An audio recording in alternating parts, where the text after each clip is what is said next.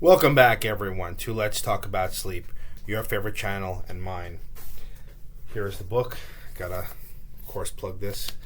Once we get to 1,000 subscribers, we're heading there. One lucky viewer at random will get a signed copy of this, but you got to be in it to win it. So make sure you subscribe. If you're interested in buying this book, it's on Amazon. The link is in the description box down below.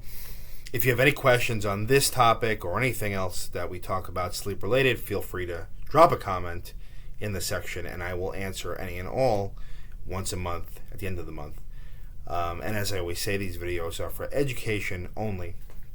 That being said, let's get into today's topic.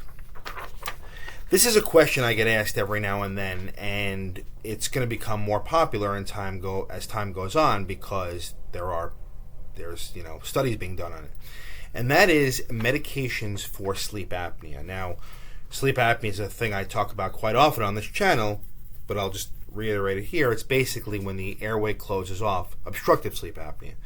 When the airway closes off down here where the tongue sits, as the tongue kind of falls backwards and makes the airway smaller. So if this is a normal airway, when we fall asleep, our muscles relax, the airway gets a little bit tighter. If it gets to this, that's where snoring happens as the airway is kind of vibrating, if you will. And then when it closes off, that's what sleep apnea is. Okay, so the airway closes off, the brain recognizes something is wrong, and it causes the body to arouse or wake up, have a mini awakening, and that happens all throughout the night. Now, our goal with that is to, standard approach, I should say, is to keep the airway open, right? It's a physical problem or a mechanical problem, let's say, so we give a mechanical solution, which is CPAP, right, which is pressurized air, which comes down here and forces the airway open, or an oral device, right, a dental device, which pulls the lower jaw forward, or the Inspire device, right, which sends a signal to the tongue to keep it stiff. These are all mechanical treatments, right, and they all make sense. Okay, if you have interest in these, feel free to, on this channel, there's the sleep apnea subheading. You can a whole bunch of videos on that. But what are medications for sleep apnea, right? Not medications for insomnia, medications for sleep apnea. What are these? Well, there's two that have been studied recently, which you're probably going to start hearing about, okay? You've seen my videos on the national meeting. I was there earlier in June in Charlotte, and this was definitely a topic of conversation. So I'm just going to read to you from a study that was done recently looking at, this was a phase 2 trial. The medication is ADO36, okay, and there was 60 patients involved. And they're looking at a combination of atomoxetine, which is also called Strattera, and oxybutynin, which is also known as Ditroban. Okay, so Strattera or atomoxetine, that is a stimulant medication used for ADHD. Oxybutynin it's like an antispasm agent used for overactive bladder. Okay, so both these are pretty common medications, but the combination together has been shown in this study and others to reduce the likelihood of sleep apnea. Why? Right? How does that work? How do these two medications do that? Well, the thought is the stimulant aspect of it, in conjunction with this antispasm agent, it increases breathing stability, okay? It improves upper airway collapse, right? So that what I was showing you before, where the airway kind of falls together, these medications help prevent that from happening.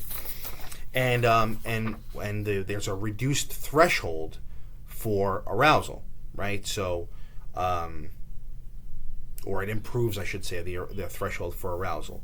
So what happens is patients will tend to sleep deeper, right? If the threshold is improved, the threshold for arousal is improved, they'll sleep deeper, okay, because they're not going to be arousing or waking up as much. The airway will be more stable, breathing will be more stable, okay, because these two medications alone would do that, but together there's a synergistic effect, it seems. So it'll be interesting to see down the road. I mean, again, this was a phase 2 study. They need to do phase 3 trials and things of that nature, make sure that it's effective and safe, right? That's phase 2 is really just showing that it's safe.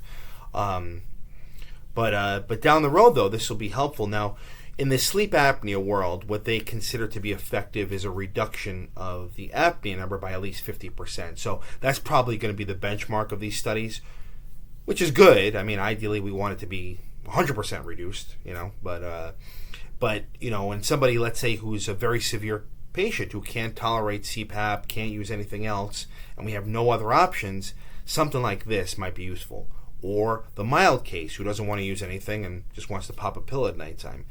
These things can be useful. My question about this is with atomoxetine and Strattera, these are stimulant medications. You're taking them at bedtime. Can that interrupt sleep of its own accord? Okay, so again, time will tell, but these are the things that people are thinking about right now. Okay, so atomoxetine, oxybutynin, okay, the medication that I'm looking at here is ADO36, but that's the study name. It'll probably have some strange name when it comes out in real life, if it does, but keep an eye out for that.